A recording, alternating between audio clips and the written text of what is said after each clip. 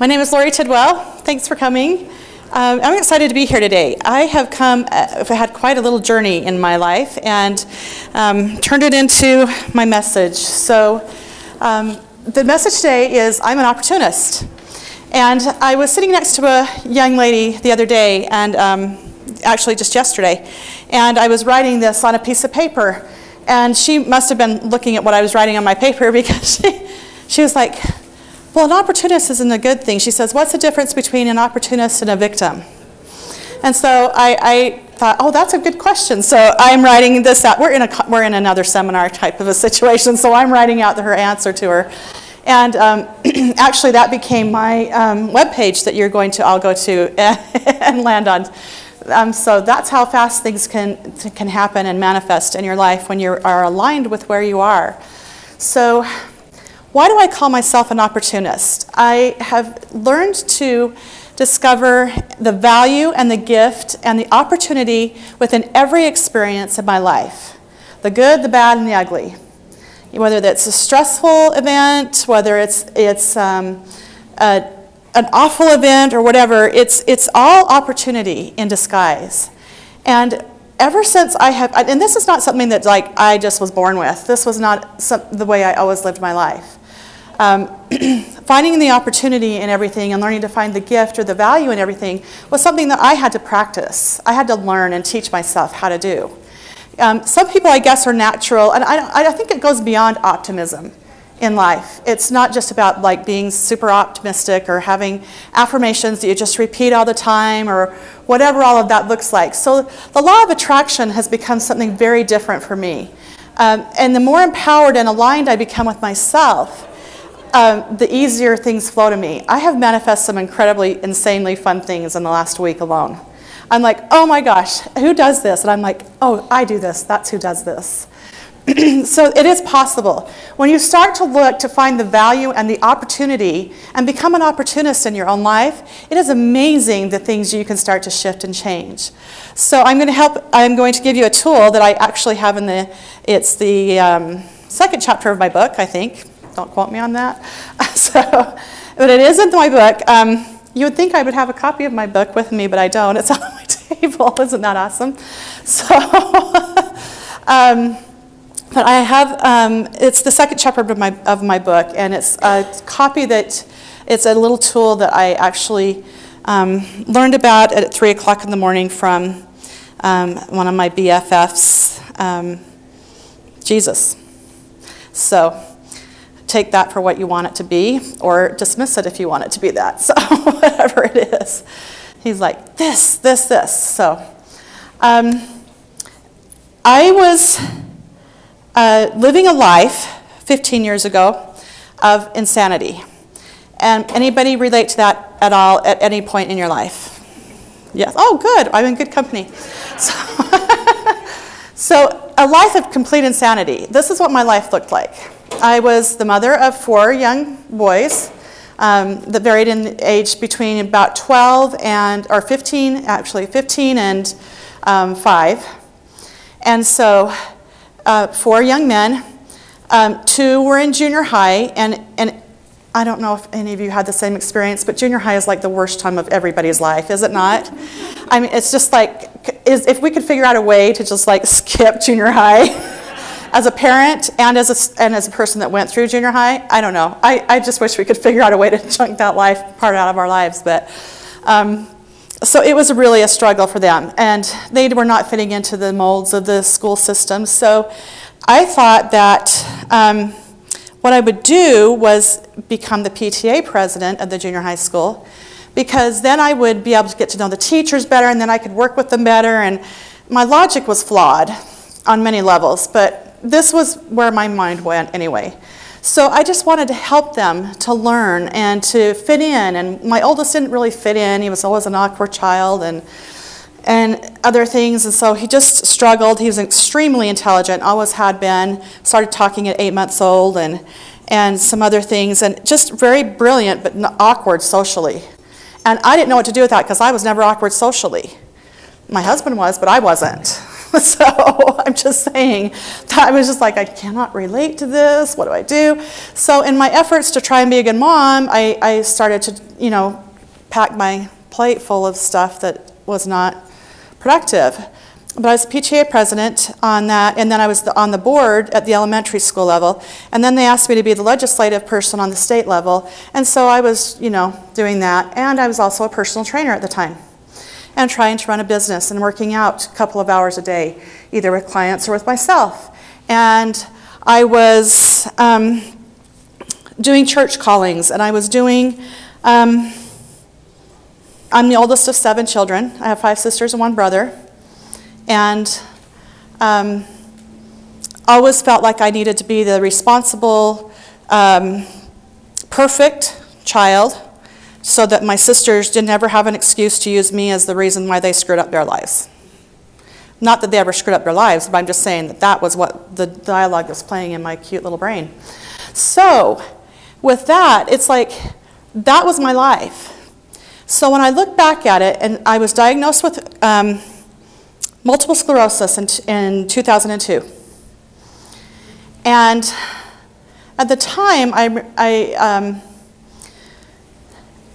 really looked at it the whole time as I don't ask why I manifest that or why that showed up for me. I thought, of course it did. I was a crazy woman. And I didn't know who I was. I was trying to be everything for everybody else. I was trying to wear the S on my chest and doing a really lousy job of it, and trying to get validation and seek for validation and worth and everything else by trying to be everything for everybody, and it was not working. And I got lost in the shuffle. I was married very young. I got married when I was barely 19 years old. I turned 19 in February and got married in March. And so it's just one of those things that was just, my life was sheer insanity. And I was trying to seek for my worth and my value and my validation from things with outside of me in my outside world instead of coming to my inside world and learning about who I was and allowing the gifts and abilities that I had to shine. I stuffed them. I had dreams since I was a child, and very clear dreams and very clear communications with Jesus. And I didn't know what to do with those things because I was taught that only men who lived in downtown Salt Lake could do that. And, wow, that makes me cry to say that. Sorry. I'm just going to breathe through the emotion for a second. I've never said that out loud before. I've had a lot of experiences in my life. I'm very intuitive. I have psychic abilities, but I didn't know what to do with any of them, so I shut them down. They frightened me, and I didn't have anybody to talk to about them. So, consequently, all this was going on. I was diagnosed with multiple sclerosis and did everything medically I was supposed to do for 3 years.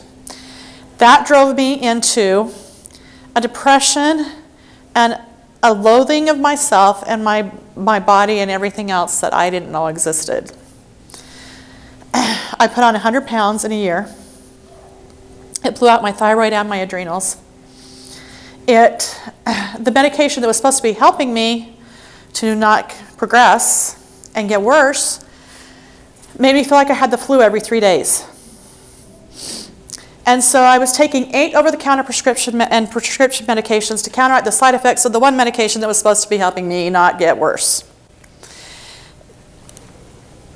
Do I sound like the most insane person you have ever met in your life? Because I am saying it out loud and going, I was insane. I was crazy.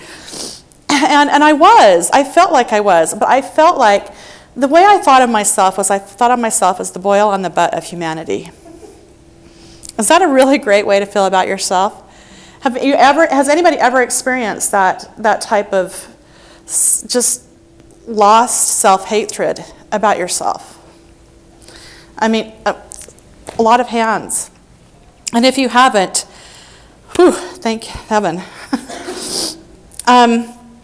It led to a near suicide attempt because I really honestly believed that everyone would be better off without me, that I was just a burden to everybody. I couldn't take care of my sons the way I wanted to. I couldn't be the mom I wanted to be. Couldn't be the wife I wanted to be. Couldn't do anything I was supposed to be. And I was still a crazy person. I rolled over in bed one morning and said, something has to change. I looked at all the medications on my nightstand. I had a fever like I did every 3 days and was chilling and exhausted, and I hadn't slept, and one of the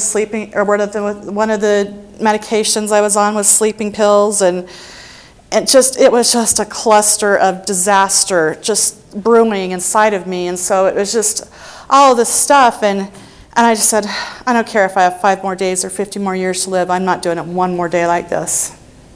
Something has to change. And so I sat up and I said, dear God, what do I need to do? And he said, go off all your medications.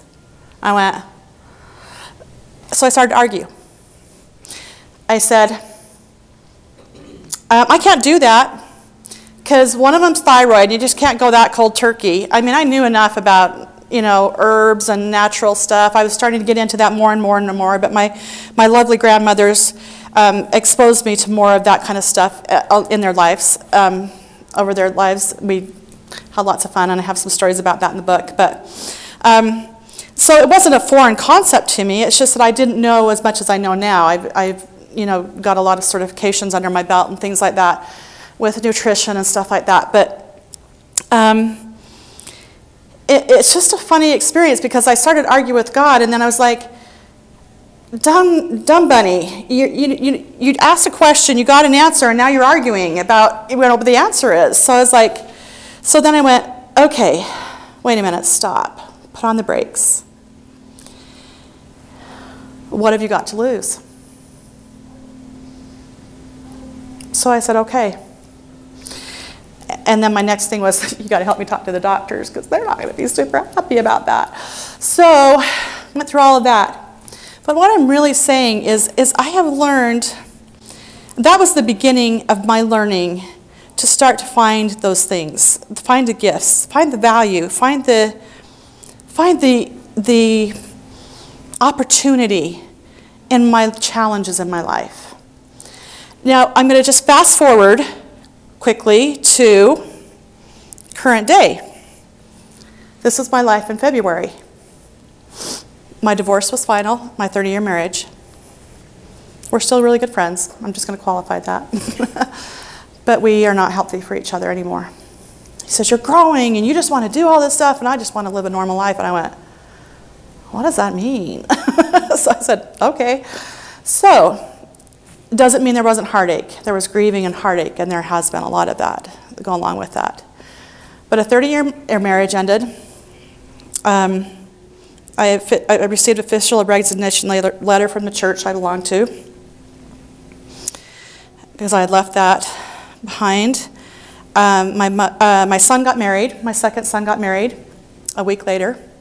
I turned 50, and then my son got married a week later. I was not able to be at the ceremony for reasons of previous mention. And then a week after that, my mother-in-law passed away unexpectedly. And then her cute youngest daughter escorted me out of the funeral at the end. It about buried me. I was like, she was my mom for 30 years. I was angry. I was ticked. But that's what happened in February. That was my life in February. And I look at that and I go, any one of those things would have buried me 10 years ago. I live today, I am happier, more content, more just excited about my life, and I manifest things so quickly it almost scares me. I'm like, whoa, be careful what you're thinking, because it's like if I have a crazy thought, I'm like, time out. You know how fast you've been doing things.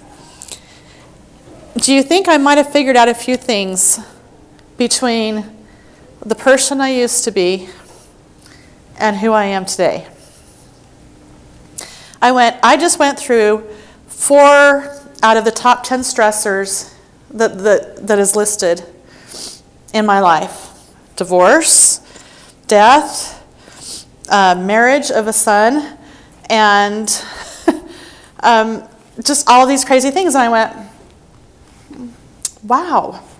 I cried for 3 days after the funeral, mostly because it just brought up a lot of stuff. But I was like, I'm sitting there and I'm having this, who's seen the movie Inside Out?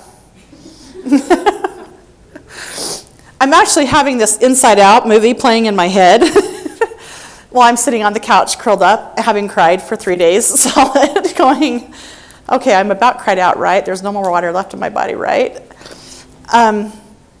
But I'm having this cute little movie playing out in my head because it was like, I'm jumping back and forth, but I'm like all over the place having all these things, but I realized I couldn't even reach out to friends or something because I needed to be in the sadness of the moment. I needed to be in the grieving part of the moment.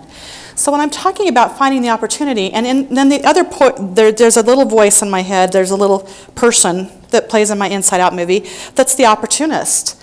And she's like, there's an opportunity in here, there's an opportunity in this. She's like, look for the opportunity. And then there's the angry little person in my head, the little red guy. And he's going, shut up, shut up, shut up. I just want to be angry and hurt and disgusted and sad and all those other things right now. And I don't want to look for the opportunity. The opportunities, there's not an opportunity, and this is crazy. Look at your stupid life, it's so insane. And da-da-da-da-da. I'm like, that's not true. So I'm back over to opportunity. Opportunity is like, no, there is an opportunity. You may not be able to see it for a minute because you just need to be sad for a minute. If you remember the end of the movie of Sadness, remember the little cute little chunky fat Sadness? I love her. She makes me laugh. But if you remember, Joy's running around like a crazy person trying to get everybody to just be happy all the time and joyful all the time. And what had to happen at the end of the movie? Does anybody remember what takes place between sadness and joy? Sadness reaches over, because Joy can't get any of the buttons to work, remember? She can't get it, and everything's just like shutting down in this little girl's mind. Sadness reaches over and takes Joy's hand, and together they push the button. And then everything starts working again. For a moment, Joy needed to allow the sadness to be expressed. That's all it was, is a sadness to be expressed. The opportunity in that. So I thought, I'm going to allow the sadness to be expressed. And then I found opportunity after opportunity and victory after victory in my moment. Because I was like, wow, it only took you 3 days to process through this. It would have taken you years to do this before. Look how far you've come. Look how great your life is. Look how many things you have the ability to do. It's like, what if you get to discover yourself in a whole new way that you've never been able to do before? What if all of this is just fun and exciting? And so I started to find little nuggets of value in everything. So I'm going to have you do a really quick little exercise that's part of what I have you do in one of the chapters of my book. But I want you to write down one of your greatest challenges in your life right now, whatever that is. Just write down a really crazy challenge in your life. And then when you've got that, just raise your hand or yell it out, got it, whatever. Usually you can pull up at least one. One crazy thing that's got you challenged right now.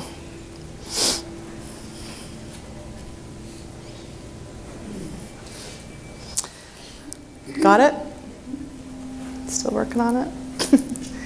Okay, now I want you to take your pen and put it on your paper, and I want you to write 3 things to be grateful for about that experience. 3 things to be grateful for about that experience.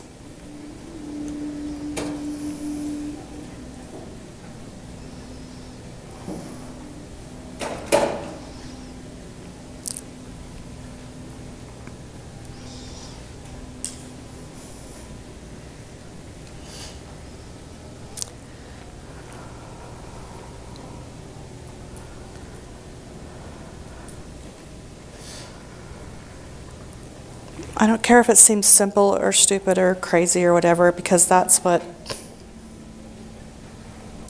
you get the biggest ahas, is when it seems too simple to be true or to work.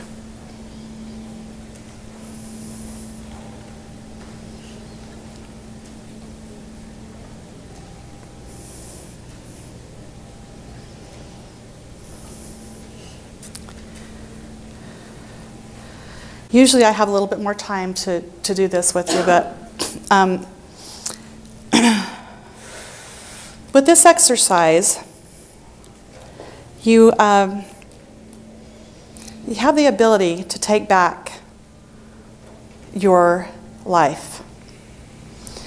When I was taught this exercise, I was like, well, that's kind of simple. And he's like, yeah, I know, it really works though. I said, why 3 things? He says, I don't know, just do 3 things. 3 things was the instruction. Because you need to give yourself evidence that there's more good about this than there is going to challenge you. And here's the reason why. It's like trying to, a funnel. It's like trying to take a funnel and wearing it upside down on your head and trying to receive inspiration through the tiny end, the narrow end. It's really hard to receive inspiration and not, get it down through there. What doing this exercise does and what gratitude does is it flips the funnel this way. Inspiration. It opens up inspiration immediately because it shifts your perspective just for an instant to be able to see, oh, wait a minute, there is opportunity in here. There's something to be grateful for about this. I don't have to see it as bad. I don't have to see this as horrible. And this works in everything. If I can go through all those things that I just went through and apply this, and I did, after I was done being sad, I went through it and I thought, what is the opportunity here? What am I learning about myself? Well, I'm learning that I am valuable and I do matter. And it doesn't matter whether my husband, my ex-husband, whatever he was at that point, thinks that about me or not. It isn't about what he thinks about me, it's about what I think about me. The toxic thinking was in my head about me. I wasn't worthy. I wasn't valuable. And I said, wrong. I am worthy and I am valuable. And it doesn't matter whether one other person thinks that in this life. The only person that matters is me. Because I can't convince anybody else. You can't change anybody else. My life has gone from craziness and trying to run around like a chicken with my head cut off, trying to make everything work and scrape by financially, and there were some other things that happened in at that time period too, but all of those things, and it's gone to a life of freedom, joy, and ease. Who would rather have that? I'll take it any day. I'm having so dang much fun with my life right now. I'm like, oh my word. I say something and it's like, oh, I don't know how that's going to happen, but that would be really cool to experience that. So between February 15th and May 15th, I'm going to go live in Italy with a friend and teach classes in England to the people that have been diagnosed with multiple sclerosis. A week before that, I talked to a woman who lives in England and said, yeah, we ought to get together and do some classes. I don't know how that'll happen or when it'll happen or ever it'll happen. A week later, my friend's calling going, I'm going to go get my dual citizenship in Italy, and you want to come with me? And I'm like, 12 hours later, I'm calling her back going, sure, yeah, let's do it.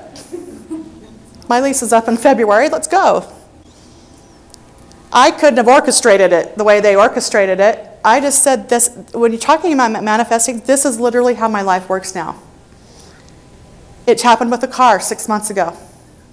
Showed up, I drove off the car with a brand new, or the lot with a brand new car with $4,000 of equity in my car. Who does that? I do that. I didn't go upside down the minute I drove off the lot in that car. I had $4,000 of equity in that car driving off the lot. I was like, that's kind of cool.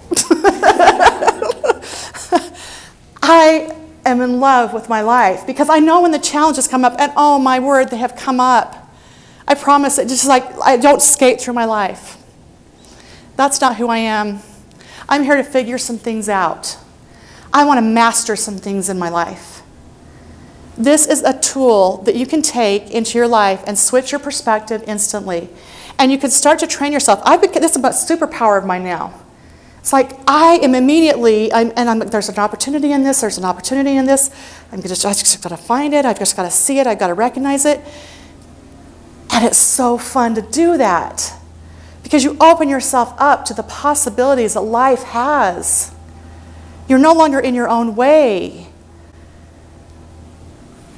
It's like the divorce was an opportunity for me to discover how I really felt about myself. When I told my parents that I'm a medium and I talk to dead people and I'm psychic and Jesus is my BFF and we talk all the time and this, that, and the other, they said I was possessed, basically, and that I, was just being deceived and all this other fun stuff. And so, and my husband says, that freaks me out. And I said, well, why does it freak you out? I just talked to your dad, da-da-da-da-da-da-da. So I told him all of that, and it was just like, so the three people that I want, that their opinions mattered the most to me, played my whole greatest fear out right in front of me. The fear of rejection and the fear of being who I was. And so that was also in that time period. It was a super fun time period. I learned so much about me in such a short period of time because I chose to make it an opportunity. I didn't choose to let it bury me. It is a choice. We have choices. You have options, you make choices. And you can always make a different choice. If you're a little bit down the path and that choice that you made 2 minutes ago isn't working for you, then make a different choice. You're not locked into something. You didn't sign a contract when you make a choice. There are consequences, and consequences are not bad. What if the consequences are good? I freaking love the consequences I'm creating with my life right now. I'm like, snap, I'm going to Italy to live for 3 months.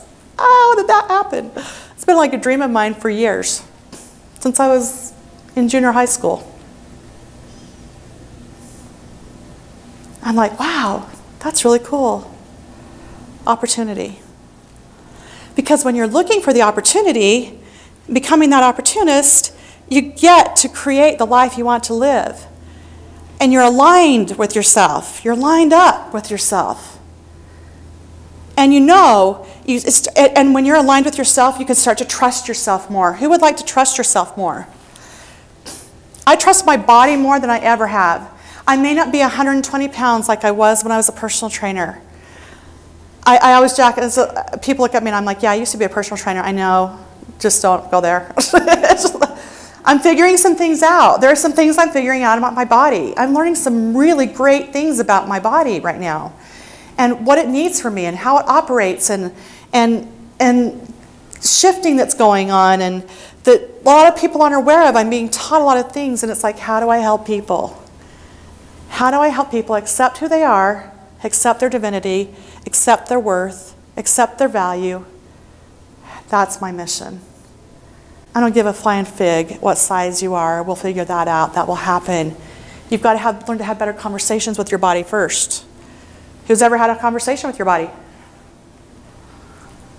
How many times have you bullied your body? How many times have you had compassion for your body?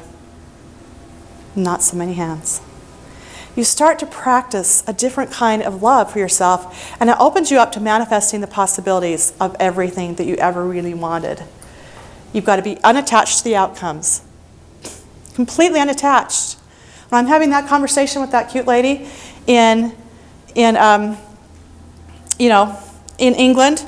and going, yeah, I don't know when that'll happen, or I'm thinking, how I'll get over there, what that'll all be. I don't know how I'd ever pay for anything like that.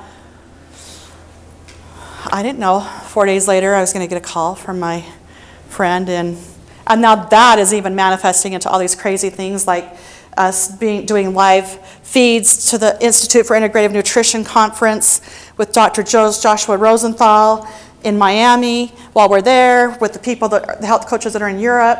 I mean, the opportunities are just like opening up, and I'm like, this is so cool, because I love just stepping into the opportunity, trusting my life, trusting my body, living with joy, living with ease, and creating the life I want.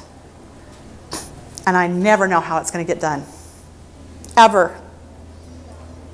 Never do I know that. I just know that it will.